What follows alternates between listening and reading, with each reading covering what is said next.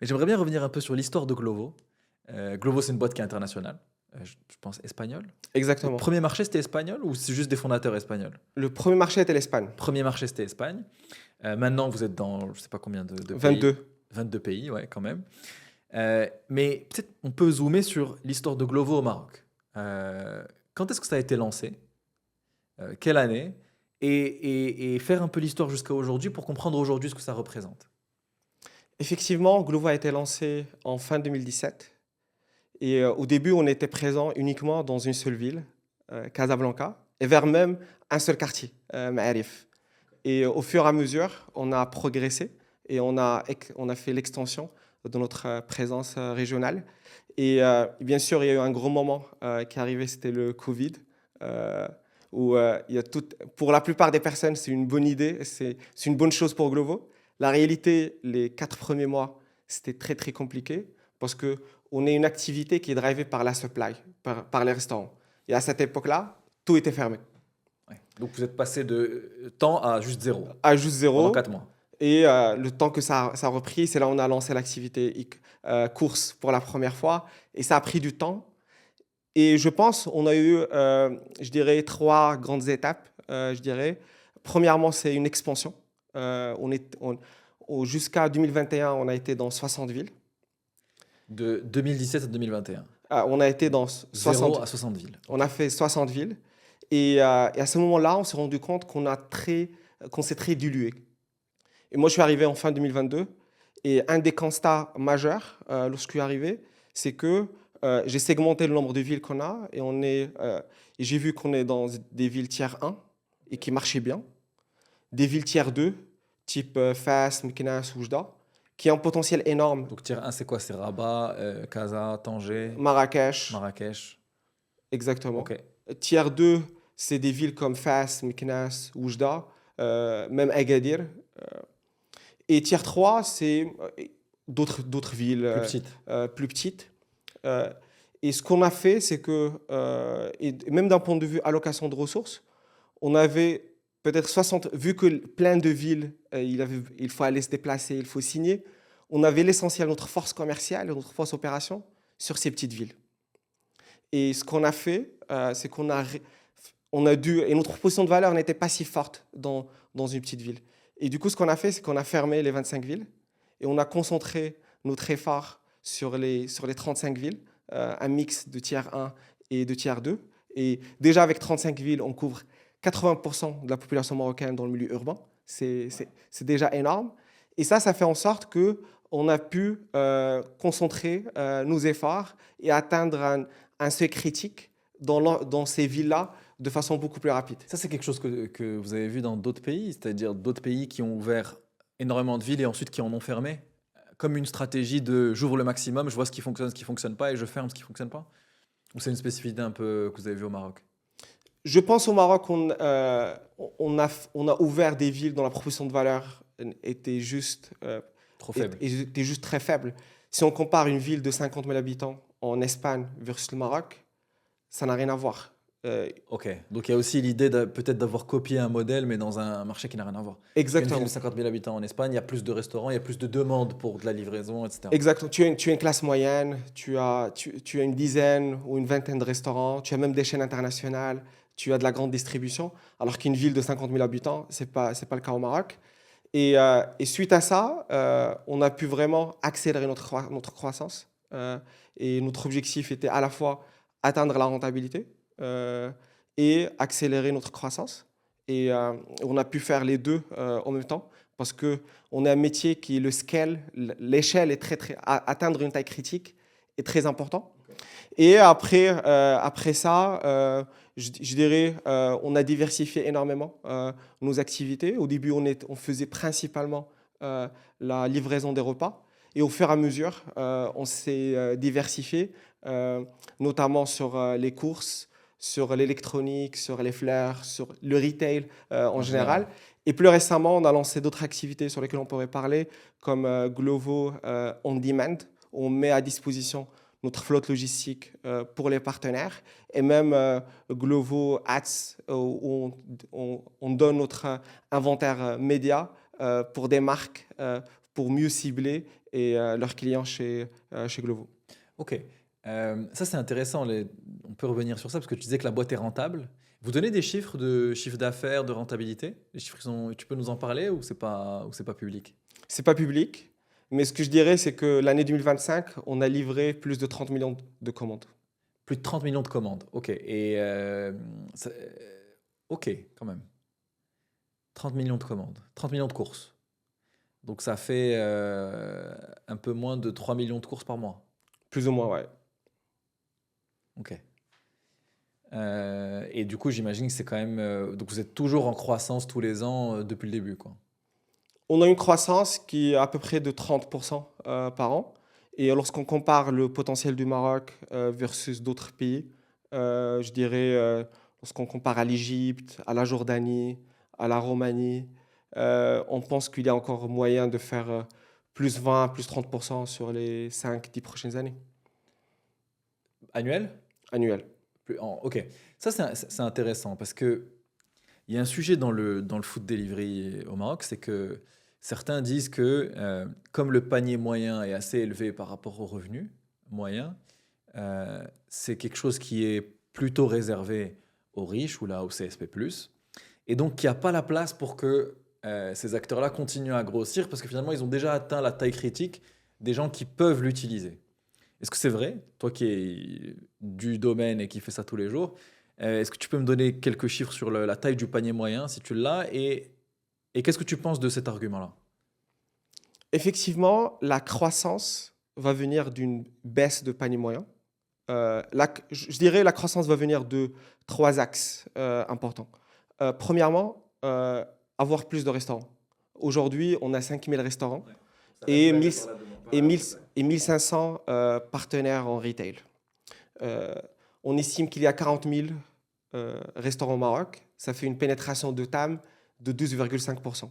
Dans des pays matures en food delivery, un acteur, il peut avoir jusqu'à 40-45% de la restauration. Du coup, déjà ça, on a un boulevard, Ah, c'est-à-dire un acteur peut avoir 40%. 40% de la supply, de la pénétration du TAM. Ok, Sur le premier acteur dans le food delivery, il peut avoir 40 à 45%. des restaurants qui sont disponibles D'accord. dans le pays. Et vous, votre TAM, vous ne l'avez pas encore Exactement. Là, on est à 12,5% du TAM. du TAM et on pense qu'on peut aller chercher les 30% au moins sur les prochaines années. Ok. Ça, c'est le premier axe. Le deuxième axe, c'est au-delà de la restauration, aller chercher d'autres verticales. Et surtout qu'au Maroc, l'e-commerce n'a pas encore pris et on a une proposition de valeur intéressante à proposer. Et troisièmement, c'est faire des paniers moyens qui sont plus faibles. Et ça va venir avec. C'est quelque chose qu'on voit déjà, qu'on lance nous. On a lancé une initiative récemment qu'on a appelée Meal for One. Et on a vu un bon attrait de la demande. Et c'est quelque chose qu'on veut développer au fur et à mesure. Et pour faire ça, il faut réussir à avoir des prix de la livraison qui sont faibles. C'est-à-dire, donc il faut avoir atteint une forme de taille critique, c'est ça? Effectivement, lorsqu'on regarde à la fin, on a un KPI qui est très important chez Glovo. C'est ce qu'on appelle le TTF over AOV. C'est combien on paye en frais de livraison divisé sur le panier moyen. Et si ce chiffre dépasse 10%, le taux de conversion et de rétention des utilisateurs baisse énormément. Pour une livraison de 100 dirhams, les gens ne peuvent pas payer plus que 10-12 dirhams. Et du coup, pareil, pour une livraison de 50 dirhams, ils ne peuvent pas payer plus que 5-6 dirhams. C'est psychologique. Si c'est plus, ils ne commandent pas. Si La conversion baisse. la conversion baisse de façon significative. Et du coup, pour pouvoir être compétitif et offrir des frais de livraison aussi faibles, il y a tout le mode. Il faut atteindre une certaine taille critique. Il faut avoir une densité de restaurants beaucoup plus forte, ce qui fait que la distance du livreur entre le restaurant et chaque client est plus faible. Et c'est uniquement avec cette densité qu'on peut aller chercher des paniers moyens plus faibles de façon rentable. D'accord, donc ouais, plus tu as de restaurants, plus tu as de livreurs, plus les trajets vont être faibles et les livreurs vont pouvoir prendre plusieurs repas aussi ou plusieurs courses et ça permet de baisser ça. Donc tu disais, vous avez atteint la rentabilité à l'échelle du Maroc. Exactement, depuis 2024, je dirais. Ok. Et c'est le cas dans d'autres marchés de Glovo ou c'est un des premiers marchés qui est rentable? Dans les 22 marchés où on opère, je pense qu'on est rentable dans 20 marchés. Ah oui, quand même. Donc, Récemment. donc c'est un marché qui est devenu assez mature en fait. La boîte a atteint la rentabilité. Dans la plupart des, je pense à partir de 2024, 2023, les investisseurs partout dans le monde Ouais. ont exigé de la rentabilité aux boîtes de livraison. Ok, et est-ce que tu disais que vous avez atteint la rentabilité depuis 2024 à peu près? Alors avant ça, tu parlais du fait qu'à partir de 2022, vous avez fermé des villes. Mais est-ce que vous avez changé des choses depuis 2024 vous ont permis d'atteindre cette rentabilité? Est-ce qu'il y a des choses opérationnellement qui ont été modifiées? Je pense qu'il y a trois leviers importants. Premièrement, c'est la taille critique. Et ça permet principalement d'écraser les coûts fixes, les plus importants, à savoir les salaires et le marketing. Ça d'un côté. D'un autre côté, il y a certains contrats, que ce soit sur le paiement, avec notre écosystème de fournisseurs, qu'on a signé en 2018 et le business a pris énormément. Du coup, on a pu les négocier. Et troisièmement, c'est lancer des nouvelles verticales, notamment la partie Glovo Ads et Glovo LAS. Euh, cet ajout cette diversification de revenus nous a permis d'atteindre la rentabilité. Ouais, le business model, il fonctionne comment? Donc c'est des commissions avec les restaurants. Pour les courses, pareil, j'imagine que c'est des commissions. Les- Les, Lorsqu'on regarde nos revenus, euh, la principale source de revenus, c'est les commissions. Ok. Deuxièmement, c'est les frais de livraison. Troisièmement, c'est la publicité. Et quatrièmement, c'est Glovo Prime. Et Abonnement. l'abonnement. Et Glovo Prime, bien sûr, ça cannibalise les frais de livraison, Mhm. mais c'est un mécanisme qui est très intéressant parce que c'est un utilisateur Glovo Prime au Maroc, il nous rapporte en marge variable plus par mois qu'un utilisateur non Prime. Parce qu'une fois Tout qu'on élimine, confondu. Tout confondu. C'est-à-dire que tu prends l'abonnement, tu bien prends le sûr, fait que les frais de livraison sont plus faibles, bien sûr, la marge sur les paniers, un v- t'as une marge qui est supérieure. pourquoi? Parce que lorsqu'on élimine la barrière du frais de livraison, ce qu'on voit, c'est que les mêmes utilisateurs, ils faisaient 3 4 commandes par mois. La même personne, lorsque la frais de livraison est gratuite, il va passer à 12 15. Et du coup, ce qui se passe, c'est que c'est vrai que la marge moyenne par commande va baisser, mais la fréquence va tellement augmenter Que la marge que ça va, brute. que ça va compenser. Du coup, ça, c'est par rapport à nos revenus. Et par rapport à nos coûts, le coût le plus important pour nous, c'est la flotte logistique. C'est l'ensemble on a plus de 10 000 livreurs auto-entrepreneurs. Ça, c'est le premier coût. Le deuxième, c'est le marketing. Le troisième, c'est l'équipe. Et d'autres coûts variables qu'on peut avoir. Et du coup, sur les revenus, euh, commission, c'est numéro un. C'est quel pourcentage à peu près des paniers? Notre revenu, c'est 70%. Non, si on prend un panier de 100 dirhams, votre commission, elle est de combien environ? La moyenne pondérée va être aux alentours de 20%. Autour de 20%. Parce qu'il y a les courses qui vont. Qu'est-ce qui se passe? C'est que tu as les courses d'un La côté. commission des restos, elle est plus grande, et la La- commission des courses est plus faible. Exact. Ok. Mais pour nous, c'est rentable dans le sens où les courses, le panier moyen est beaucoup plus grand. Je vais livrer 160 dirhams en moyenne dans les courses. Et j'ai le même coût de livraison, quelle que soit la taille du panier moyen. Et d'un autre côté, la restauration, je vais avoir un panier moyen qui est plus faible. Et du coup, il est nécessaire d'avoir une commission plus élevée pour rentabiliser. Ok, donc tu m'as dit un, commission, deux, Frais de livraison. deux frais de livraison. Donc les frais de livraison, c'est pas fixe, ça dépend du panier ou c'est fixe? C'est 8 dirhams, c'est pas toujours 8 dirhams. les frais de livraison n'ont rien à voir avec ce que le client va payer en frais de livraison, n'a rien à voir avec ce que nous, on va payer le livreur. C'est deux calculs qui sont très différents pour nous. Dans les frais de livraison, on va regarder plusieurs éléments. On va regarder la distance. Donc c'est dynamique des deux côtés. Exactement, c'est dynamique des Pour deux le côtés. client, ça dépend du panier. Ce que tu disais, Ça dépend de c'est en plusieurs dessous, choses. si c'est au-dessus de 10%, il y a une baisse de conversion. Donc Ça vous dépend de essayez- plusieurs choses. Ça dépend de la. On essaie, d'un point de vue marketing, on essaie de voir c'est quoi la willingness to pay avec un chiffre minimum qui est la rentabilité. Et du coup, dans ce sens-là, on cherche à comprendre la distance. Il y a plusieurs effets qui rentrent en jeu. La distance, deux, le panier moyen, et trois, principalement le moment quand est-ce que je commande.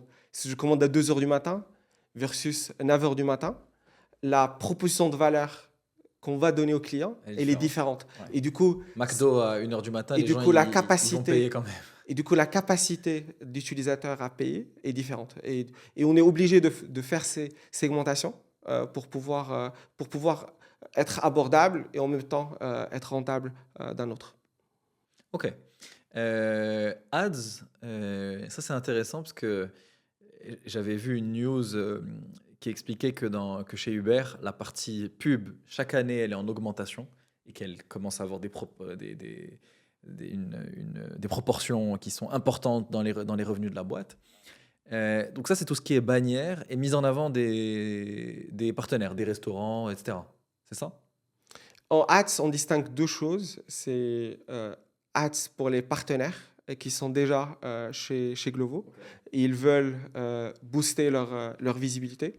Et pour eux, c'est un canal qui est hyper intéressant. C'est qu'au lieu d'aller investir chez Facebook ou chez Instagram, où peut-être la personne est juste en train de scroller, il va allouer son budget marketing à un moment où l'intention d'achat est la plus forte. Si quelqu'un entre sur Glovo, c'est bien pour commander.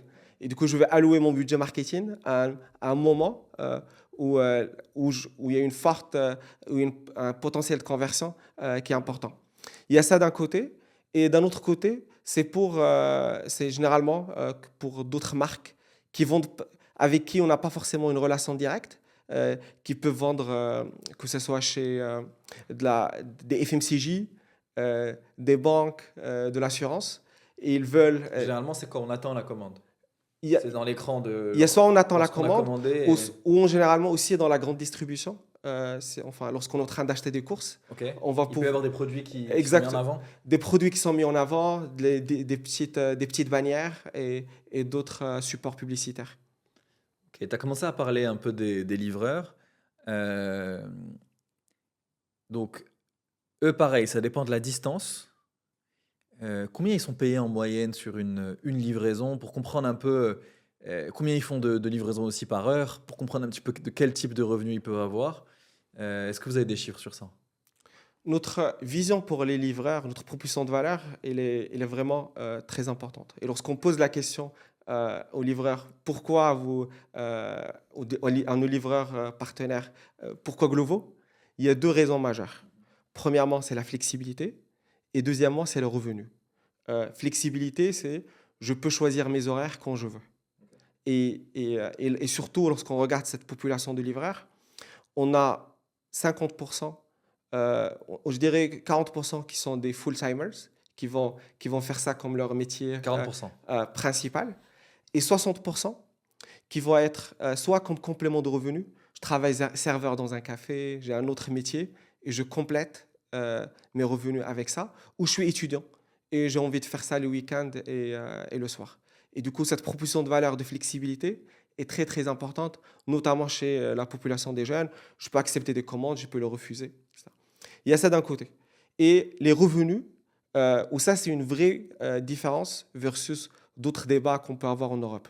Un livreur, en moyenne chez Glovo, va gagner par heure entre 23 à 24 dirhams par heure, 23 à 24 dirhams par heure avec combien de avec un courses? minimum de 22 dirhams. Minimum 22 dirhams, c'est-à-dire ça c'est... C'est minimum 22 dirhams. Ça, c'est grâce à l'accord qu'on a signé avec le Conseil de la concurrence. on a implémenté cette mesure. 22 dirhams minimum par heure. 22 Par dirhams livreur. minimum par heure. Quel que soit, s'ils ont 0 commande, ils sont payés 22 dirhams. C'est dès qu'ils activent l'application. Bien sûr, il y a juste quelques critères pour que ce ne soit pas une prime à la paresse, comme avoir un taux d'acceptation, un taux de refus de commande qui est inférieur à 5%. C'est qu'on offre la possibilité aux livreurs de refuser des commandes, D'accord. mais ils ne peuvent pas refuser l'ensemble des commandes. Sinon, le business Inférieur model... à 5% sur toutes les commandes qu'ils ont fait. Exactement, Sur sur le leur mois. historique de commandes. Sur le mois. Sur le Parce mois. que ce calcul de 22 dirhams, à la fin du mois, on fait un calcul et on voit est-ce qu'ils ont atteint ces 22 dirhams. S'ils les ont atteints, on ne fait pas de top-up, on ne fait pas de complément. Et s'ils ne les ont pas atteints et ils respectent certaines conditions qui sont transparentes, notamment le 5% de refus au maximum, on leur donne ce complément. Donc 22 dirhams minimum, 24 dirhams en moyenne. Ça, c'est le calcul que vous avez fait. Exactement. Récemment. OK. Et c'est combien de courses en moyenne par heure? c'est à peu près 2,2 courses.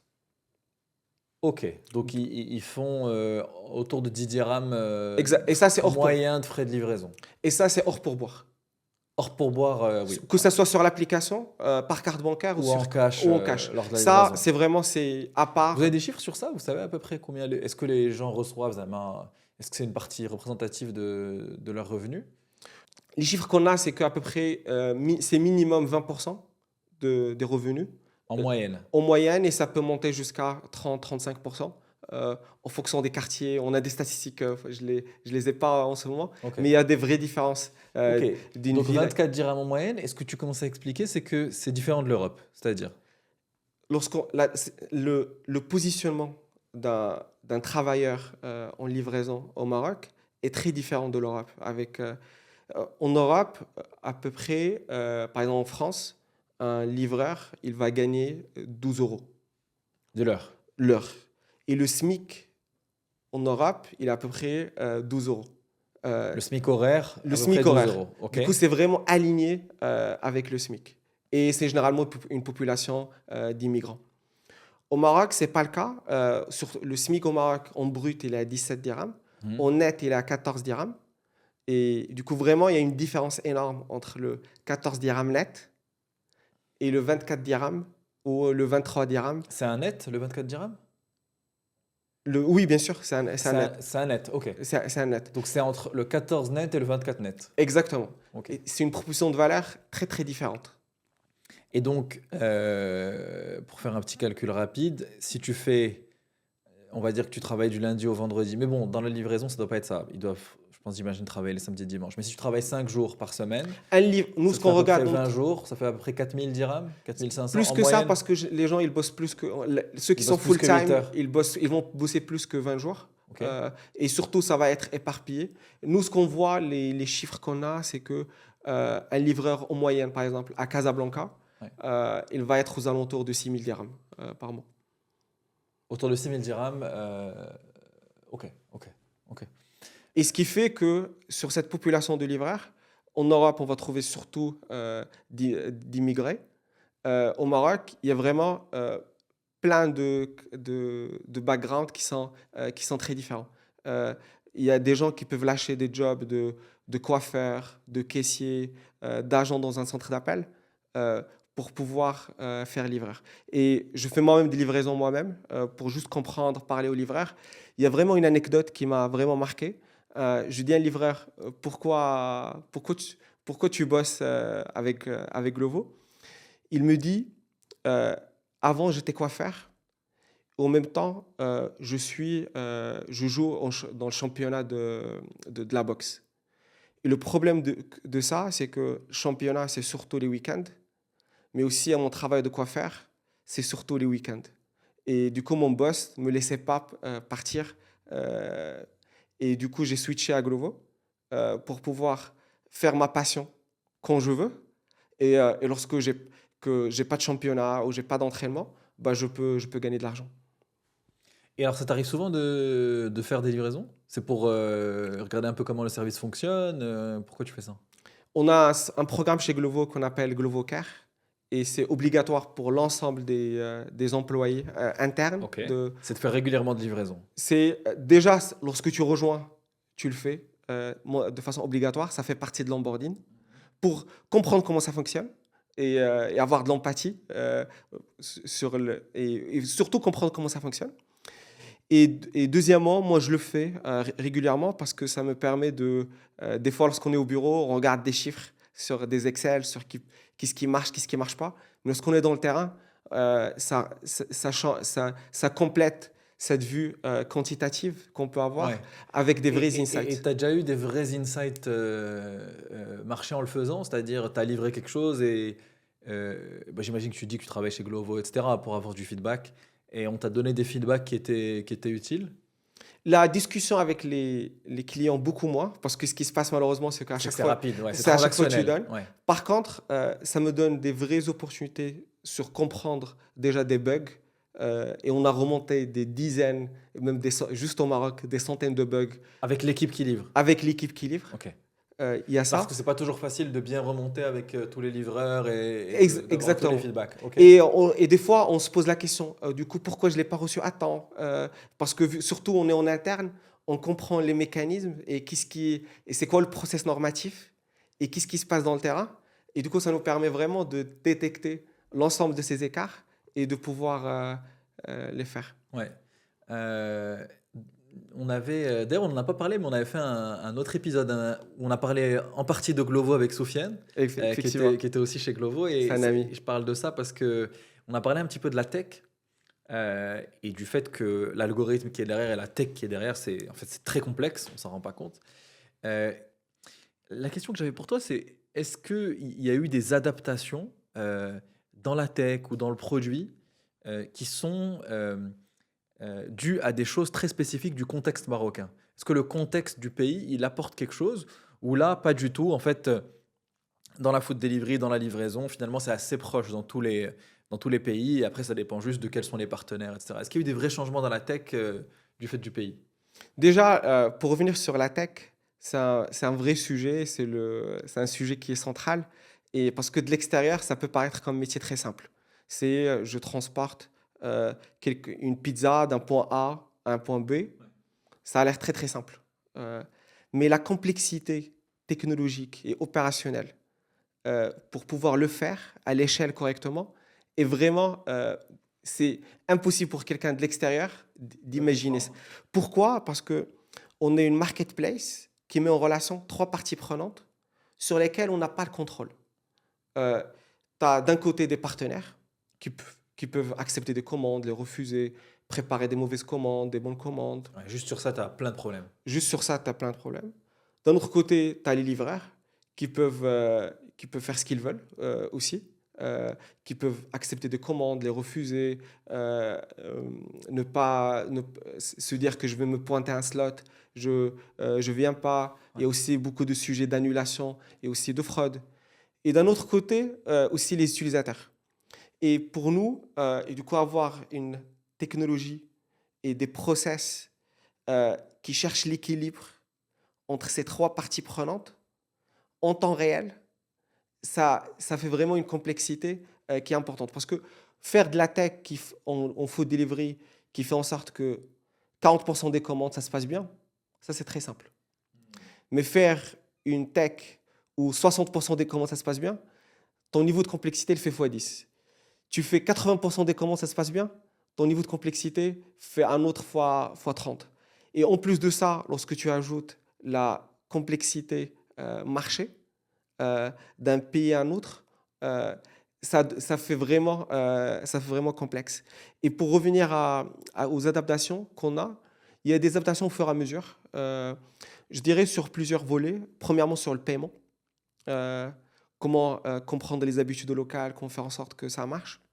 Deux, sur le cash aussi, parce qu'il y a plusieurs intégrations qu'on a, et aussi comprendre chez quel utilisateur je vais montrer le cache, chez certains je ne montre même pas le cache, parce que Pour pas encourager, parce que tu sais qu'ils peuvent utiliser la carte. on a un coût d'annulation. Non, c'est pour réduire les coûts d'annulation. Nous avons 35 millions de dirhams de pertes nettes qui sont liées à des coûts d'annulation. Annuel. Annuels, c'est que moi j'ai commandé une pizza, je l'ai fait livrer et je ne trouve pas le client. Et ça, je ne peux pas, moi, revenir chez le resto et je lui dis le client ne le veut pas ou je ne l'ai pas trouvé. Une fois que le resto prépare sa commande, Ouais, il est payé. il est payé. Moi, je prends le reste. Tu as aussi des sujets par rapport Donc, à paiement, cash. Ça, c'est le la, sujet cash dont la tu partie parlais. search, la partie recherche, Ouais.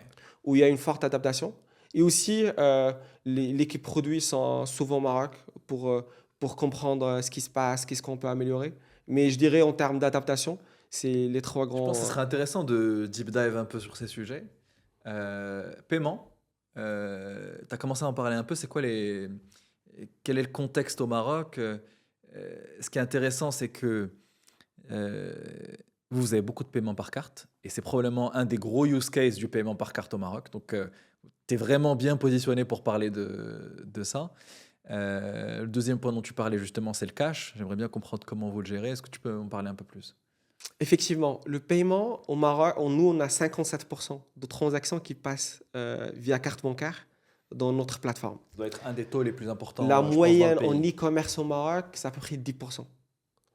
Déjà en e-commerce. En e-commerce, Déjà en e-commerce. Mais la sur les moyenne, paiements au Maroc, du ouais. coup, on a un taux qui est très significatif. Et la raison principale, c'est la confiance. C'est que, euh, et on le voit, c'est que à force lorsqu'on a un bon service client, on investit en marketing, c'est fluide, le process est fluide, les gens ils font confiance et ils mettent leur carte.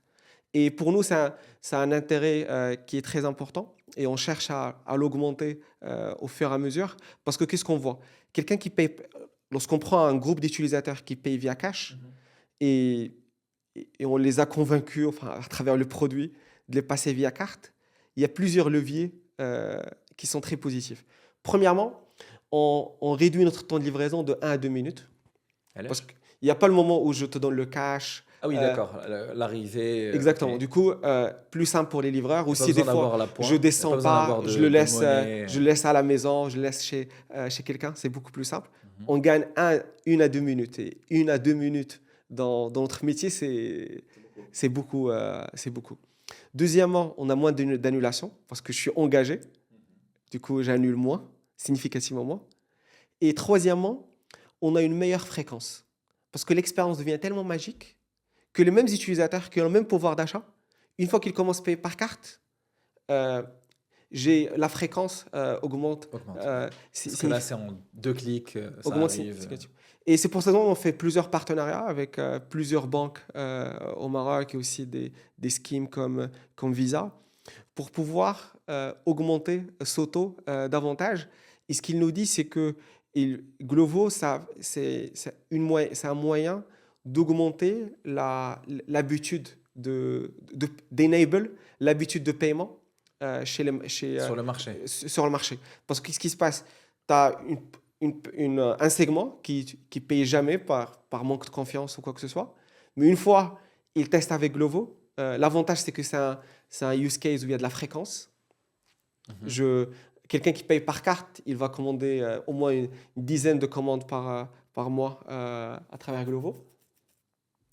Et du coup, cette habitude va aller se transposer ailleurs, chez d'autres marchands, que ce soit e-commerçants ou offline. Et du coup, c'est très intéressant. Du coup, ils investissent avec nous, que ce soit avec des frais de livraison ou des réductions qui sont subventionnés, pour permettre, pour encourager le paiement par carte. Et si tu vois, si tu regardes d'un point de vue marché, qu'est-ce qui explique que tu as seulement 10% de gens qui payent par carte dans l'e-commerce?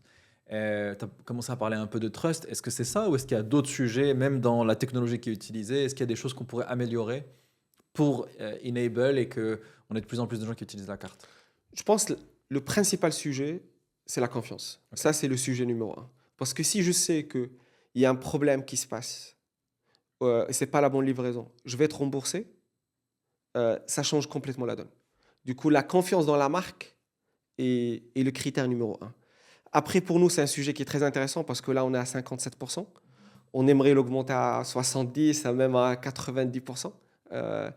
On va toujours laisser le Ouais. choix. Et donc, vous posez cette question que Et plein de gens se posent, mais encore plus. Vous avez Euh, vraiment un e- intérêt direct. exactement. Et pour nous, on voit, il y a Il y a 3 chantiers, je pense, qui peuvent vraiment changer, qui peuvent nous aider à augmenter ce taux. Premièrement, c'est le procès de chargeback au Maroc. Ok. Chargeback, si ma carte est volée et quelqu'un l'a utilisée, je vais avoir un remboursement. Euh, c'est un vrai process au Maroc. Il faut aller à la banque, puis il faut aller peut-être des fois à la police, et ça prend trop de temps. Alors qu'en d'autres marchés, par exemple en Espagne, si tu as une application, ton application bancaire, tu dis ça, c'est pas ma transaction, je vais la signaler. Et qu'est-ce qui se passe? C'est qu'automatiquement, une plateforme comme Glovo va recevoir que la personne a signalé. Du coup, le modèle de machine learning va prendre en considération ça et on va réduire la casse. Et on va surtout offrir une expérience qui est de réclamation et de remboursement qui est très fluide pour le client.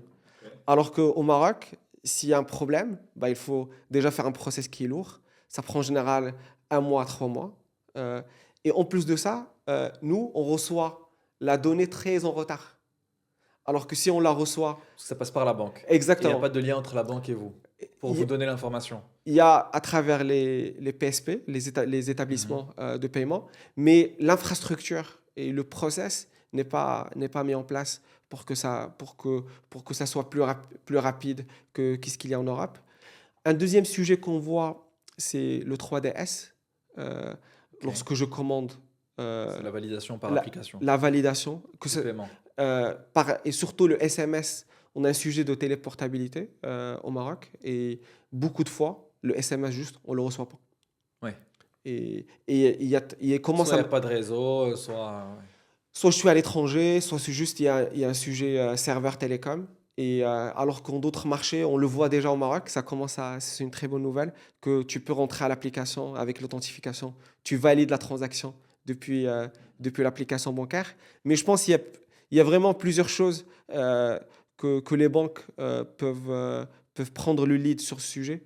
Et troisième sujet, je dirais, c'est la gestion des différences de prix. Et c'est inhérent à notre activité.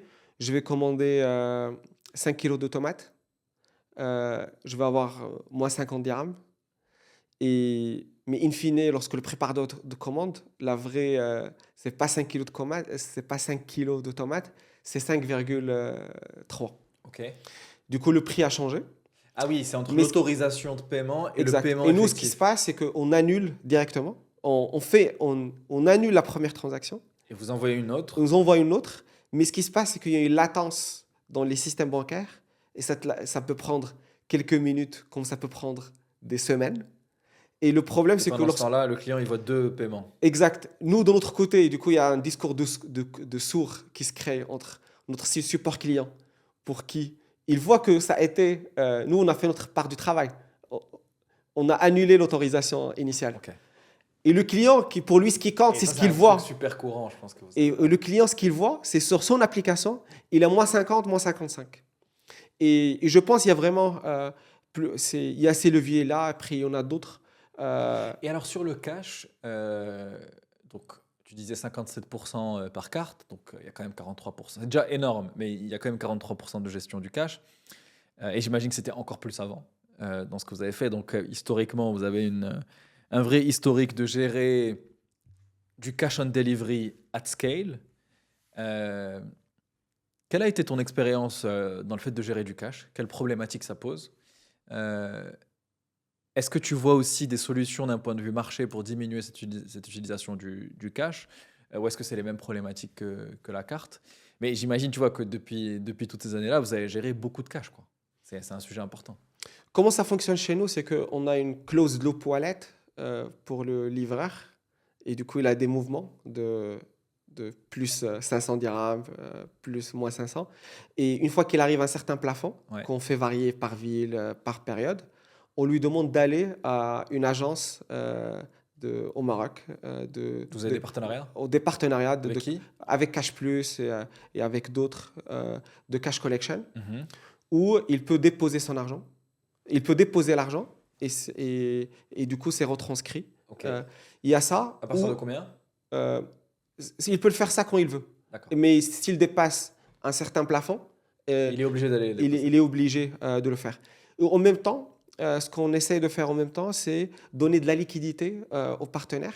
Et des fois, un partenaire, il peut recevoir ce qu'on appelle l'approche hybride. C'est que des fois, il va recevoir des commandes où il ne va pas être payé à l'instant. Il va être payé chaque 15 jours. Et d'autres commandes où il va être payé sur place avec le livreur. Et nous, ça nous permet à la fois de réduire notre coût de gestion de cash et aussi Pourquoi le coût de gestion de cash? parce que lorsqu'on dépose l'argent chez un partenaire, bah, c'est une commission qu'on paye. Lorsque vous faites... Ah, ok, d'accord.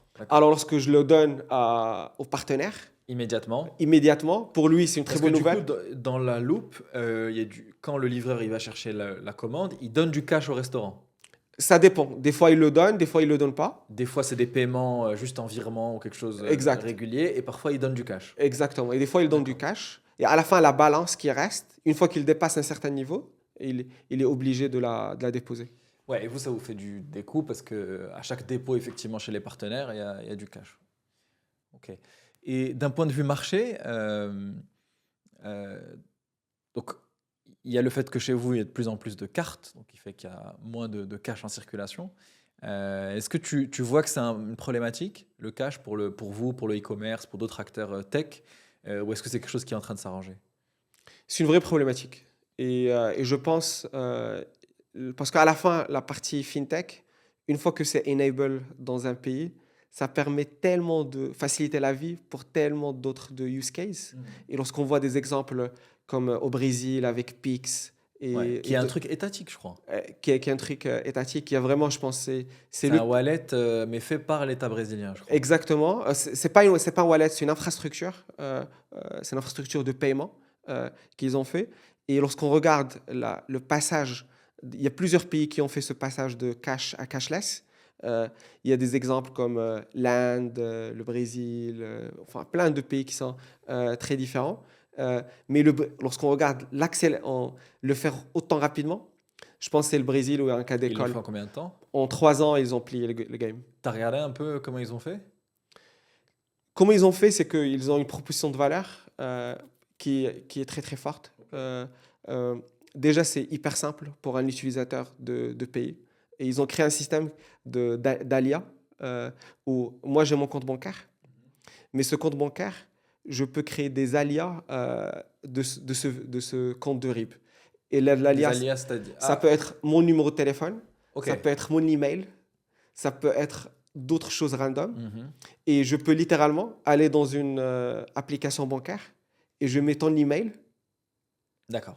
et je C'est transfère l'argent. suffisant pour payer. Et c'est suffisant parce qu'ils ont cette matrice de passage. Entre le RIB, le numéro de téléphone, Plus- une fois que tu l'as validé, Exactement. et Et l'email. du coup, il y a ça, vraiment, ils ont facilité l'utilisation. Et deuxièmement, le deuxième sujet, c'est que soit c'est gratuit, soit c'est pas du tout cher. Et ils virent un virement instantané aux commerçants. Et parce qu'à la fin, si tu veux réduire le cash, dans un pays, il y a deux façons de le faire. C'est soit tu augmentes la proportion de valeur de cashless, tu le rends moins cher, plus attractif, ou tu rends le cash moins attractif avec des plafonds, avec des taxes. Ouais, avec juste, enfin, juste tu peux plus l'utiliser, quoi. Exact. On a parlé un peu de cash, un peu de carte, mais il y a un sous-sujet de la carte qui est intéressant aussi, c'est l'abonnement. Avec Prime, vous avez l'abonnement par carte, et ça, pareil, c'est très très très rare. Je ne sais pas quels autres acteurs ont beaucoup de gens qui sont abonnés par carte tous les mois. Déjà, c'était un truc qui était dur à mettre en place, ou c'était faisable d'un point de vue bancaire, etc. Je dirais l'infrastructure est beaucoup plus dure au Maroc que dans un autre pays. Tu vois, en Europe, avec Stripe, c'est hyper simple pour n'importe quel SaaS De mettre un abonnement de mettre un mensuel. abonnement. Ouais, ça, c'est une problématique que beaucoup d'entrepreneurs ont. C'est que... C'est très très simple. Au Maroc, il y a plusieurs mécanismes de garantie, d'intégration qui font en sorte que c'est... Mais on l'a fait et pour nous, on a 40% de nos utilisateurs, de nos commandes qui sont via Prime. Ah ouais, quand même. Et Vous avez combien d'abonnés Prime?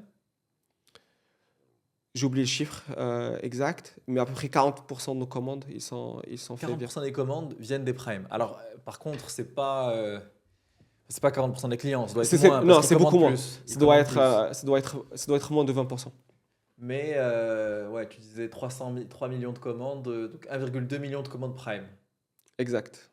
En vrai, on peut faire le calcul, parce que tu disais qu'il y avait 10 commandes par mois des Prime. Entre Je 10 et pense que ça 11. doit être à peu près entre 15 à 20% d'utilisateurs.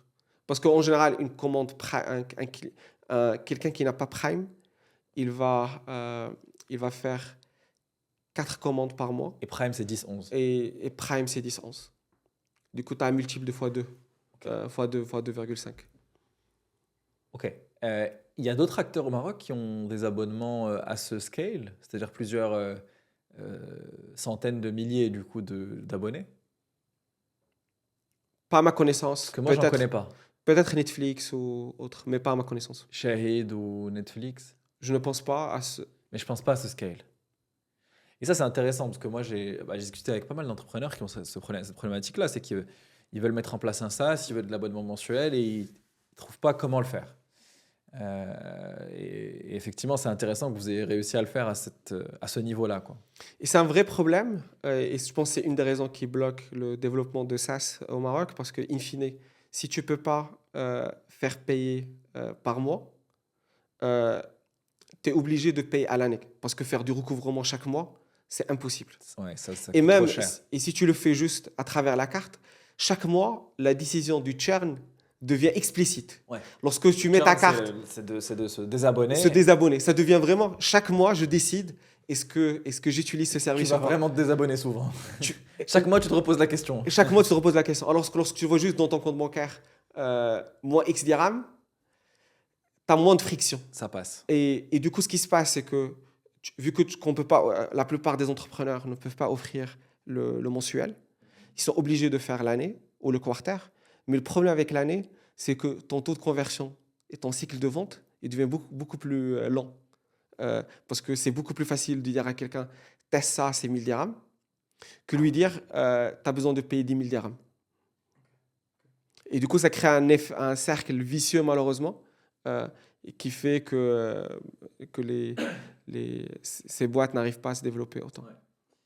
On va revenir à l'épisode dans quelques secondes, mais juste avant, je voulais vous parler de quelque chose. Personnellement, j'adore regarder quelles sont les dernières startups qui se lancent au Maroc, mais on n'a pas toujours le temps de rester informé. Donc on a décidé de réunir toutes les startups à ne pas rater dans la Next Wave Startup List. Si vous êtes entrepreneur, si vous cherchez des idées, ou si vous êtes juste curieux et voulez savoir ce qu'il se passe au Maroc, c'est pour vous. Vous pouvez accéder à la liste sur startuplist.nextwave.ma. Je vous mets le lien exact dans la description. Et sur ce, on peut revenir à l'épisode. J'aimerais bien qu'on revienne un peu sur le sujet justement du Conseil de la concurrence. On a parlé un petit peu rapidement, mais on n'est pas rentré dans le détail dans ça. Dans quel contexte ça arrivait? Comment ça a commencé? Et qu'est-ce qu'on vous a reproché, en tout cas dans le début de ce truc? Pour nous, c'est un secteur qui est en pleine croissance. Et on avait une part de marché qui est importante. Du coup, c'était tout à fait normal que les institutions marocaines jouent leur rôle et regardent. Et on savait qu'à un moment ou à un autre que ça allait arriver. C'était juste une question de temps. Et il y avait surtout des soupçons de pratiques anticoncurrentielles. Et suite à ça, il y a eu une enquête qui a été ouverte. Ça a été géré vraiment dans un climat de transparence et de coopération totale. Ça a duré 8 à 10 mois. Et sur la base de ça, on a convenu un accord transactionnel qu'on a signé en juillet 2025. Et pour nous, c'est une excellente nouvelle parce que désormais, on a un cadre clair qui nous permet de positionner quelles sont nos obligations, quels sont nos droits, qu'est-ce qu'on peut faire, qu'est-ce qu'on ne peut pas faire. Et ça nous pose un cadre de travail. Et pour nous, c'est une première pierre à une réglementation du secteur plus Il y avait un globale. sujet d'exclusivité avec les restaurants. Est-ce que vous aviez de l'exclusivité avec les restaurants? Est-ce que vous en avez plus? C'est quoi ce sujet d'exclusivité? Avant, on offrait le choix aux clients, aux partenaires. Soit il y a un contrat A avec une commission Y, ou un contrat B avec une commission Z. Et beaucoup de partenaires, ils optaient pour une commission plus faible et du coup, avec un contrat exclusif, Exclusif et beaucoup plus faible? moins 2, moins 3% Ok, donc c'était pas énorme. de commission. Et, euh, et, et du coup, suite à Si c'est que l'accord 2-3% de commission et qu'ils acceptent, la raison principale, c'est qu'il n'y avait pas vraiment d'autres acteurs importants à ce moment-là, non? exact, ou juste, des fois, c'est plus simple de gérer un seul partenaire ou Ok, deux pour un, un restaurant. pour un restaurant. Et du coup, suite à cet accord, on a supprimé les exclusivités pour l'ensemble des restaurants au Maroc. Euh, on a aussi publié un guide de transparence sur la visibilité. euh, sur, Il y a des pour- sujets de visibilité des restaurants sur la plateforme Exactement. et pas que vous fassiez ce que vous voulez On sur la a, plateforme. c'était toujours clair. Enfin, Ok.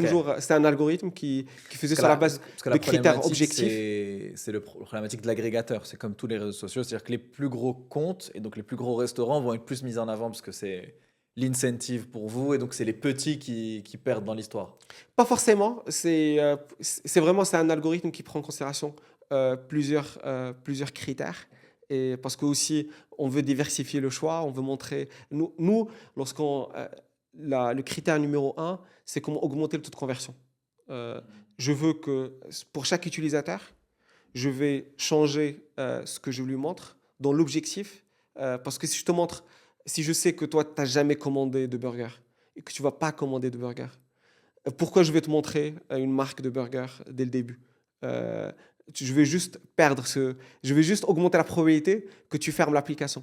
Du coup, j'ai envie de convertir Simo sur les 10 premiers restos qu'il vont.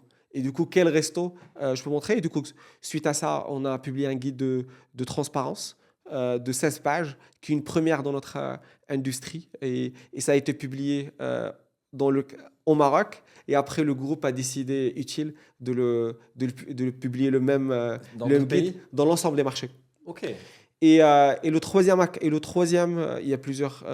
Et le troisième sujet, c'était les 22 dirhams pour les livreurs, Dont avec on un a parlé tout minimum. à l'heure, le minimum, ça a été mis en place depuis. Exactement. Alors, quand le sujet commence et que vous échangez avec le Conseil de la concurrence, en tant que dirigeant, c'est quand même un moment important, stressant. Il y a des articles dans les médias, ça devient un gros sujet, etc.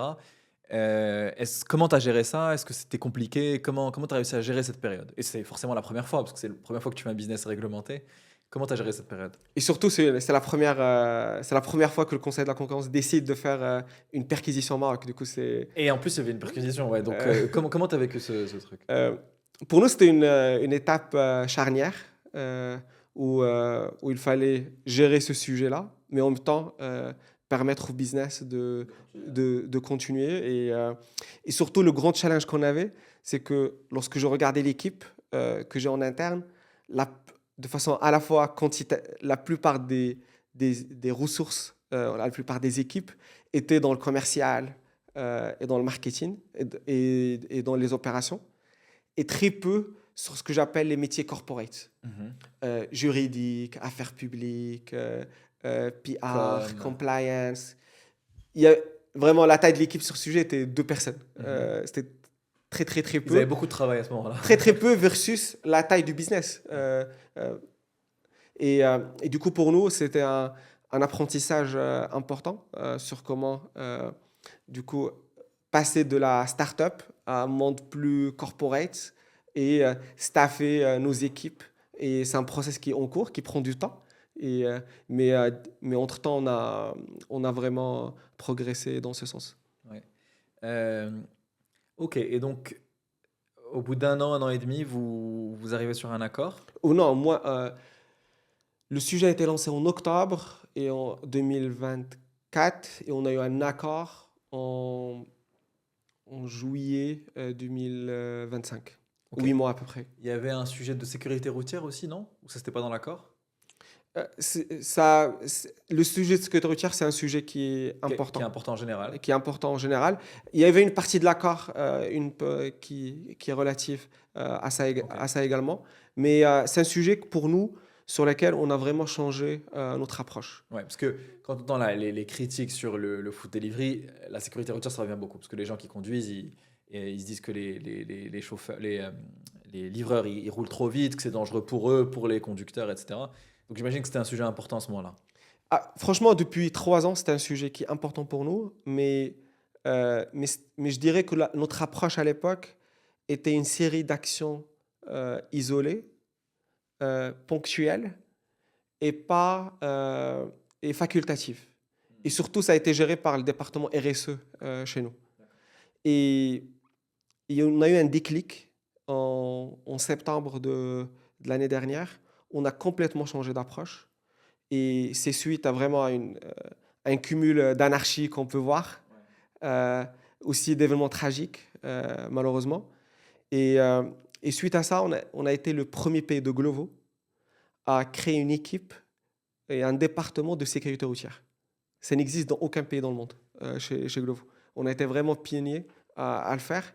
Et sur la base de ça, on a commencé à travailler sur un plan d'action, sur une approche qui est structurée et, euh, et qui est relevé du département opération. Et c'est devenu le sujet numéro un. Et on a pu travailler avec les autorités, notamment avec l'ANARSA, dans laquelle on a pu signer une convention le mois dernier. Et, euh, et pour nous, notre approche, et c'était le constat de départ était que il y a il y a de l'impunité dans l'espace public. Hmm. Moi, en tant que livreur, je peux faire ce que je veux, mais je ne vais pas en subir les conséquences. Il y a vraiment cette décorrélation entre les actions et les conséquences. Et ça crée, et pour nous, c'est le problème de base qu'on doit résoudre. Et du coup, cet anonymat dans l'espace public, on est en train de changer les box. Sur les 2 prochains mois, l'ensemble des box vont avoir un numéro beaucoup plus visible Excellent, ok. sur les 3 côtés. Et ça va permettre 2 sujets. Au-delà de la plaque Au-delà de la plaque. d'immatriculation, là, il y aura, entre guillemets, une immatriculation Glovo. Exactement. Ok. Et ça va permettre 2 choses. Un, l'autorégulation du comportement de chaque livreur. Lorsque je sais que j'ai un numéro bien...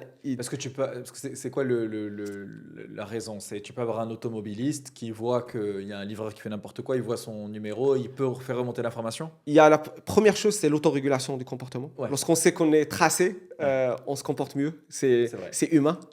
Et deuxièmement, ça peut permettre aux citoyens de faire des réclamations sur la base de ça.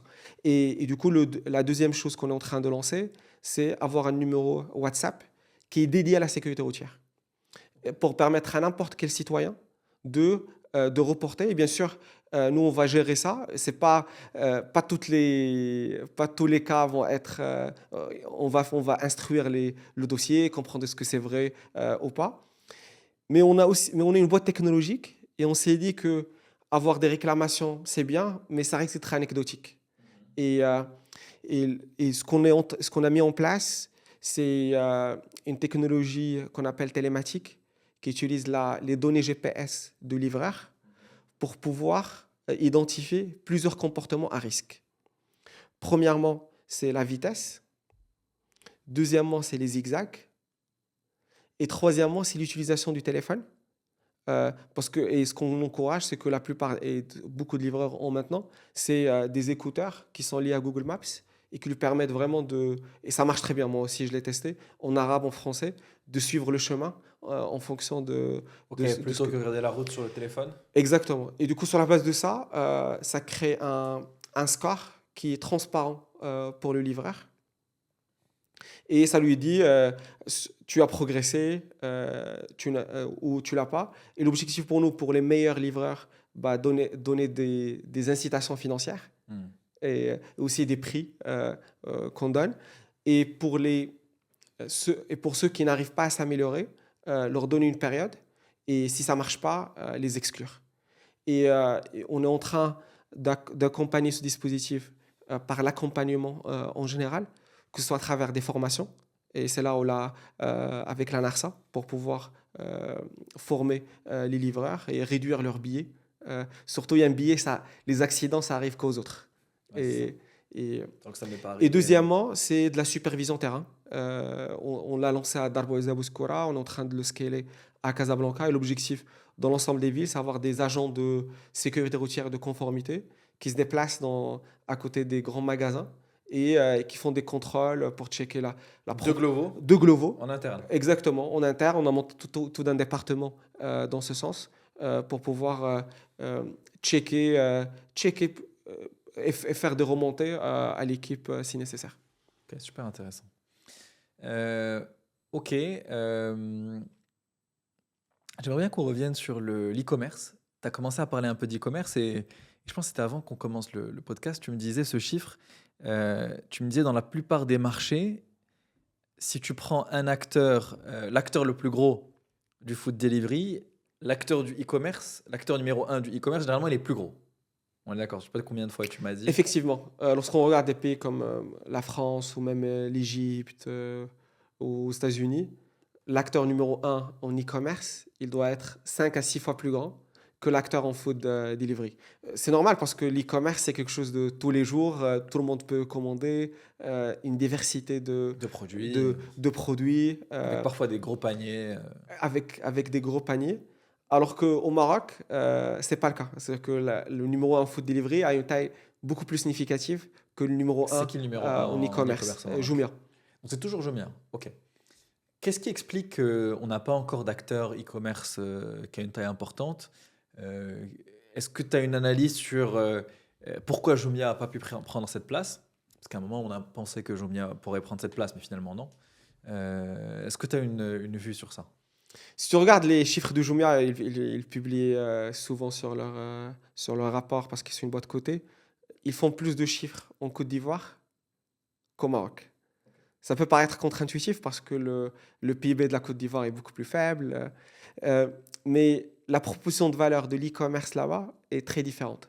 En Côte d'Ivoire, la distribution moderne est, dans certaines villes, est quasi inexistante. Tu n'as pas le choix ou tu as très peu de choix. Et du coup, l'e-commerce, ça devient pour beaucoup de gens la seule option pour acheter une télé, pour acheter un iPhone, pour acheter plusieurs choses. Alors qu'au Maroc, euh, on a cet avantage qu'il y a des malls partout, il y a des magasins partout qui donnent le choix. Et, et à la fin, pour que l'e-commerce prend, il y a 3 critères. Premièrement, avoir un meilleur assortiment que l'offline, avoir un prix plus faible et avoir un meilleur service. Et c'est ces trois piliers. Assortiment, prix et service. Et, et peut-être, mais en général, par exemple, Amazon aux États-Unis, ils sont très forts sur les 3. Euh, beaucoup d'acteurs, lorsqu'ils se lancent, ils essaient d'être forts au moins sur un de ces critères.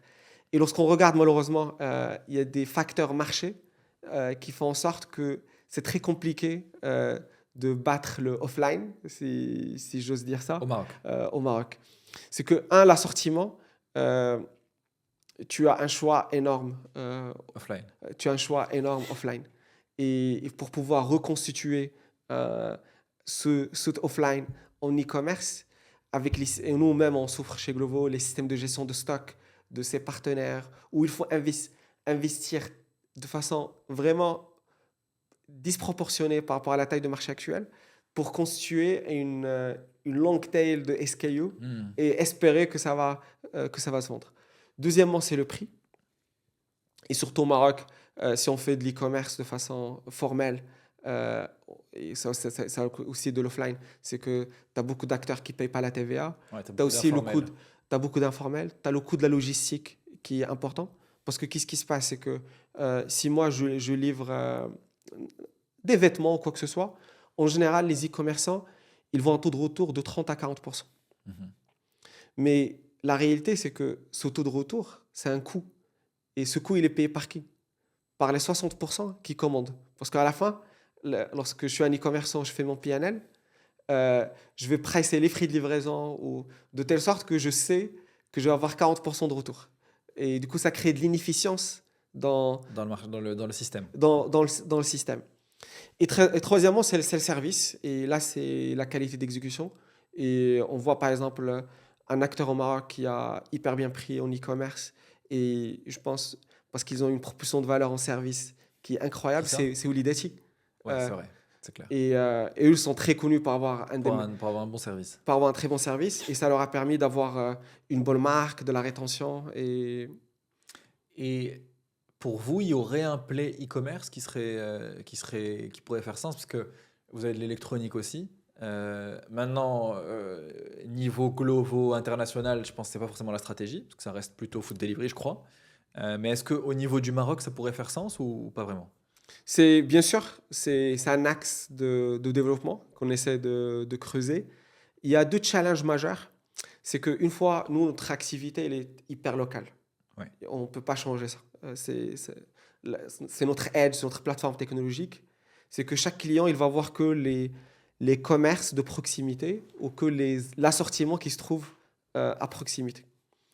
Et du coup, déjà ça versus ça te donne un désavantage versus un acteur euh, qui fait de la livraison avec le même assortiment dans tout le Maroc. On est obligé d'avoir une vue hyper locale. Et Ah, parce que comme la food delivery, elle est locale, lorsque je rentre sur le produit, on me propose ce qui est local, donc je peux pas avoir un mix de local et pas local. Ok. Exactement. Ok. Oh, c'est une problématique à laquelle on ne penserait pas vraiment. Ok. Et deuxièmement, c'est les systèmes de gestion de stock. Et il y a plusieurs partenaires que j'ai signés, qu'on a signé avec l'équipe en e-commerce, en retail, en électronique, ou department home, etc. Et je pensais vraiment que ça va nous permettre de driver la catégorie À fond. de façon significative. Mais un grand sujet qu'il y a, c'est la maturité digitale, et notamment sur l'aspect stock. Euh, Tu commandes et tu trouves pas assez, tu trouves pas ce que pour toi c'est disponible, mais in fine, Hmm. lorsqu'ils cherchent, c'est pas le cas. Et du coup, tu as ça d'un côté, et tu as de l'autre côté des petits acteurs dont le coût de traitement, euh, il est pour faire le stock, pour que leur assortiment soit avec les bonnes photos, avec les bonnes descriptions, avec le potentiel qu'ils peuvent avoir, c'est vraiment juste que le coût de cette opération devient important. Mais néanmoins, on a plusieurs partenariats qui marchent très bien. Par exemple, on travaille avec Ulidati, on travaille avec Samsung, on travaille avec plusieurs marques, avec Flormar, avec Beauty Success, avec Adidas récemment. Et on voit vraiment que ça marche et qu'il y a des gens qui commandent. Et c'est une proposition de valeur qu'on est en train de pousser. Et je pense qu'au fur et à mesure que le marché, il y a cette maturité digitale chez les acteurs, on va pouvoir les suivre. On a parlé un peu marché et j'ai vu qu'avant d'être General Manager Maroc, c'était General Manager Tunisie chez Effectivement. Glovo. Euh, J'aimerais bien que tu me racontes les différences que tu as vues. Qu'est-ce que tu as vu dans le marché tunisien? Qu'est-ce que tu as appris sur ce pays? Et aussi, quelle est la différence avec le marché marocain? Je dirais que c'est un marché qui est très similaire. Euh, Lorsque je suis arrivé, on a lancé l'activité. Il n'y avait pas Glovo. Et du coup, j'ai eu l'occasion de voir le 0 to 1. On a fait de 0% de part de marché à 40% de part de marché Ouais, quand même. en moins de 10 mois. Euh, C'était pas compliqué de ne pas être tunisien pour lancer le marché? c'est au début, mais Rapidement, on passe à autre chose. au Ouais. fur et à mesure, je pense il y a beaucoup de facteurs qui sont similaires. Et je dirais que la grande différence majeure qu'il y a, c'est la présence des chaînes internationales en Tunisie versus le Maroc. Mhm. Euh, Au Maroc, il y a beaucoup de chaînes internationales. En Tunisie, c'est pas du tout le cas. Et ça fait vraiment une différence sur ta stratégie marketing, sur la nécessité d'avoir beaucoup plus de restaurants. D'accord. Euh, C'est plus difficile à lancer. c'est beaucoup plus difficile à Au lancer. Maroc, si tu lances McDo, Burger King, KFC, etc., tu as déjà beaucoup de volume. Exactement. Euh, Malgré ça, pour moi, c'était surtout, je venais de BCG, je venais du conseil. Et c'était un passage qui n'a rien à voir Ouais. et pour moi, c'était une très belle opportunité Comment t'es de. arrivé justement chez Glovo? On n'a pas parlé du début du parcours, mais comment t'es arrivé dans la tech et chez Glovo? Comme je suis arrivé chez Glovo, j'ai eu l'occasion de passer 4 ans et demi chez BCG. Ok. C'était une excellente expérience. J'ai beaucoup appris, euh, surtout les 2 premières années. Cette culture du feedback, et tu apprends énormément. Et du coup, suite à 4 ans et demi, euh, j'avais, je voulais un poste plus opérationnel pour 2 raisons. Euh, Premièrement, j'estime que je suis quelqu'un de très analytique. Et des fois, lorsqu'on fait une boucle analytique en conseil, ça se termine généralement par une recommandation. Et c'est le client ou le partenaire qui te dit bravo. Mais je disais que, in fine, ce qui compte, c'est le feedback du marché. Et c'est ça qui te permet de passer d'un monde de 2D, de comment tu comprends une industrie, à un monde 3D. Parce qu'il y a tellement de. Lorsque tu opérationnalises quelque chose, il y a tellement de choses contre-intuitives ou que tu ne vois pas. Et deuxièmement, je voulais apprendre à avoir cette exposition managériale, pouvoir recruter, gérer, développer. Et du coup, c'était ces 2 raisons majeures qui m'ont poussé à avoir un poste plus opérationnel. Et chez Glovo, c'était grâce à Sofiane que tu as. Il m'a, où il m'a dit il y a cette opportunité. Au début, c'était juste pour Glovo. Et j'ai exploré avec eux. Et à la fin, on m'a dit, et du coup, lorsque j'ai commencé le process, on m'a dit c'est pour la Tunisie. Et moi, je voyais l'opportunité de lancer un business from scratch. Ça n'arrive pas cette opportunité tous les jours. Ouais. Et je me disais, je vais faire ça pendant 2 ans en Tunisie. Je vais voir ce que ça donne. Lorsque j'ai pris l'offre, c'était pour faire 2 ans en Tunisie Ouais. et après voir ce que je peux faire par la suite. Et j'ai eu l'occasion au bout d'une année de Glovo m'ont proposé de revenir au Maroc. Et suite à ça, c'était une T'as trois repris belles années. le Maroc, ok. Ok. J'ai deux, trois questions avant de finir. Ça fait 4 ans et demi que tu es chez Glovo ou 5 ans. Euh, et ça fait au moins autant de temps que tu regardes un petit peu le marché marocain dans la tech. J'aimerais bien avoir tu vois, ton avis, ton opinion sur où est-ce qu'on en est d'un point de vue startup au Maroc. Euh, on en est où aujourd'hui? Qu'est-ce que tu penses du marché aujourd'hui? Est-ce que tu as vu une évolution ces dernières années? C'est sûr qu'il y a une évolution. Le marché, il y a 5 ans, il y a 10 ans, versus maintenant, il y a beaucoup plus de startups sérieuses qui exécutent bien. Après, je pense que lorsqu'on compare versus d'autres marchés, euh, que ce soit en Afrique du Nord, en Afrique ou même l'Europe de l'Est, il y a encore un décalage qui est très très important. Ouais. Et si on segmente la problématique par type de business que quelqu'un peut faire, euh, il y a la partie marketplace. Euh, on peut dire, on aide avec Glovo à digitaliser la restauration et le commerce. On peut avoir des plays différents pour digitaliser plein d'autres choses sur les services et autres. Et je pense que ce play ne prend pas pour 2 raisons. C'est que, généralement, les marketplaces, ça a besoin d'investir massivement pour atteindre une taille critique. Et deux, l'informel. Et lorsque tu as ces 2 composantes, ça fait en sorte que c'est très compliqué d'opérer une marketplace et d'avoir des succès. Euh, Deuxième play, tu as la partie fintech.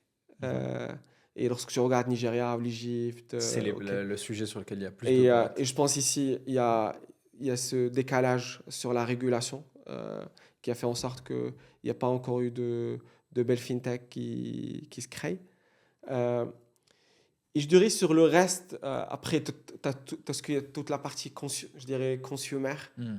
tout ce qui est Instagram, Snapchat, WhatsApp. Et ça, même en Europe, ils ne savent pas faire. C'est un savoir-faire Pour l'instant, tellement, c'est un savoir-faire tellement américain. US Ouais. que c'est compliqué.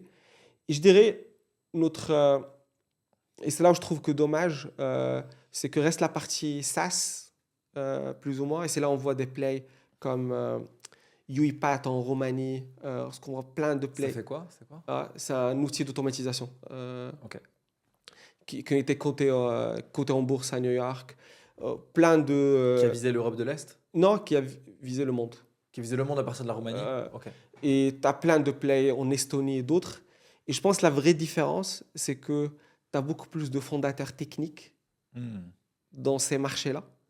Alors qu'au Maroc, on a beaucoup plus de fondateurs qui ne sont pas techniques. Et du coup, ça limite, ça limite le champ des possibles. Tu vas forcément faire un play plus local. Alors lorsqu'on est sur de la tech pure, euh, tout le monde, enfin, tu peux attaquer n'importe quel marché.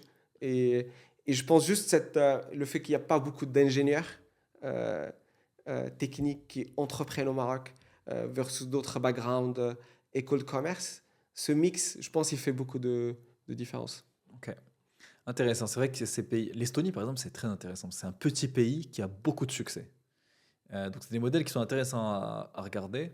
Stockholm aussi, ils ont un Mine de rien, ratio la Tunisie, ils ont quand même Instadeep, Expensia. Expensia. On a sorti un épisode il y a quelques jours avec Kalem Jouini de Et les deux, Expensia. c'était des plays techniques.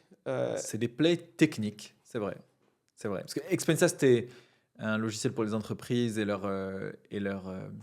les dépenses des employés notamment, etc. Mais c'était déjà de l'automatisation, déjà de l'IA très tôt. Instadeep, Et pareil. Instadeep, c'est très technique aussi. Et même pareil, lorsque tu regardes des plays, par exemple, en Égypte, tu as une très belle boîte qui s'appelle Instabug, Ouais. que même chez Glovo on utilise. Euh, c'est pour détecter les bugs dans les applications mobiles. Et c'est Et une boîte égyptienne. c'est une boîte égyptienne qui font, je pense, plus de 50 millions d'arrêts Donc au toi, ta plus. vision, c'est dans ces marchés-là, si tu veux faire un truc où tu vas toucher le monde, souvent c'est une bonne idée de faire quelque chose de très technique et très spécifique que tu vas pouvoir scaler ailleurs, quoi. Effectivement, lorsqu'on voit la plupart des unicorns qui viennent des... Tu as toujours des exceptions, mais statistiquement, la plupart des unicorns qui viennent pas des États-Unis, Ouais. c'est en général... Parce euh, que si tu veux gagner sur le go-to-market, c'est plus compliqué en venant d'un autre pays, quoi.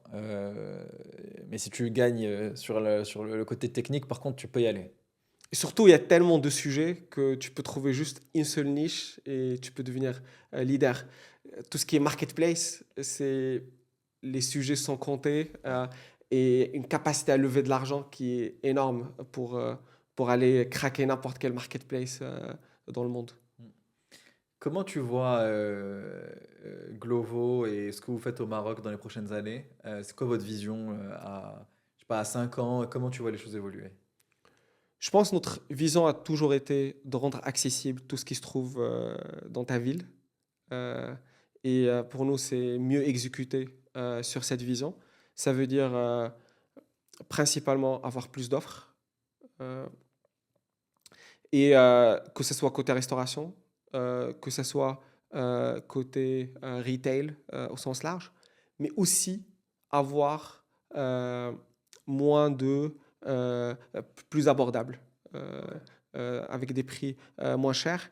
Et lorsque je vois nos trois priorités stratégiques sur lesquelles on est en train de travailler, premièrement, c'est la sécurité routière et le statut des livreurs. C'est un sujet qui est important pour nous et on espère vraiment avec nos actions faire de l'impact sur le terrain. Et c'est la seule chose qui compte. Deuxièmement, c'est avoir plus de supply de, et de choix en général. Et troisièmement, c'est institutionnaliser davantage la boîte au Maroc. C'est-à-dire institutionnalisé. Euh, Institutionnaliser dans le sens renforcer toutes ces équipes Corporate dont tu parlais. corporate, Ok. compliance d'autre côté et être une boîte qui s'inscrit beaucoup plus dans le paysage national et beaucoup moins outsider. Ok. Ok. Super intéressant. Même toi, en tant que général manager, je pense que tu as fait un vrai. Ça devait être un changement pour toi aussi d'aller de ce côté plus corporate, de recruter des profils qui sont différents. Et c'est une maturité aussi pour toi et pour la boîte, quoi. Effectivement, je pense chaque année on change de job et je pense que c'est pas que moi, c'est pour l'ensemble des équipes. Et c'est aussi, je pense, si on a bien réussi au Maroc, je pense que c'est une seule chose, c'est la qualité de nos talents et Ouais. la qualité de nos équipes. Et ce que je vois, c'est que et lorsqu'on recrute, à chaque fois, vraiment, on se pose cette question. Cette personne peut faire le job, mais est-ce qu'elle peut faire le prochain job? Est-ce qu'elle peut faire le job? Est-ce qu'elle a la capacité à continuer à apprendre Est-ce qu'elle peut faire lorsque la complexité maintenant est de X, lorsque la complexité va faire dx? Est-ce que cette personne a la niaque, a l'intelligence, a la capacité analytique pour aller se développer? Et ça, c'est un sujet qui est important. Ouais. Si les gens veulent te contacter, où est-ce qu'ils peuvent te contacter s'ils veulent postuler chez Glovo ou t'écrire ou je sais LinkedIn, pas. LinkedIn, tu réponds généralement? en général. Ok. Et peut-être avant de finir, tu as un livre ou un film qui t'a marqué que Je tu pense conseillerais? la biographie, le dernier livre que je suis en train de lire, c'est la biographie d'Elon Musk, Ouais, de, de de, Isaacson. exactement, de 600 pages. Je pense que c'est un personnage qui est très controversé, mais il a des principes sur comment gérer une boîte qui sont vraiment, je pense que les gens se concentrent trop sur toute la partie position politique et Ouais. tout ce qu'il fait, mais il a vraiment des principes sur comment avoir ce sentiment d'urgence en continu, comment exécuter et de façon drastique, comment s'entourer des meilleurs. Il y a plusieurs principes qui peuvent être très intéressants pour n'importe quel manager ou dirigeant. Ouais, il est génial ce livre. Il est génial. Hamza, merci beaucoup. Merci à toi. C'était un plaisir. Franchement, on a appris plein de trucs. C'était super intéressant. Et bon courage pour la suite. Merci pour l'invitation. J'espère que vous allez continuer à avoir la même croissance que vous avez eue ces dernières années. Et merci. Merci. Merci beaucoup d'avoir écouté cet épisode jusqu'au bout. Si vous avez aimé cet épisode, partagez-le autour de vous, abonnez-vous à la chaîne. Et comme vous le savez, on est sur YouTube, mais aussi sur Spotify et Apple Podcasts. Donc partagez Next Wave autour de vous pour nous aider à faire connaître ces podcasts.